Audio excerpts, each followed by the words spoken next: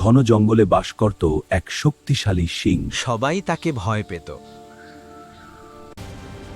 একদিন সিংহ খুব রেগেছিল। কিন্তু সেদিন সে কোনো শিকার পায়নি। ঠিক তখনই সেখানে এলো এক ধূর্ত শিয়াল। তার মহারাজ, আপনার গর্জন এত ভয়ঙ্কর যে সবাই আগেই পালিয়ে যায়। তাহলে আমি কি করব?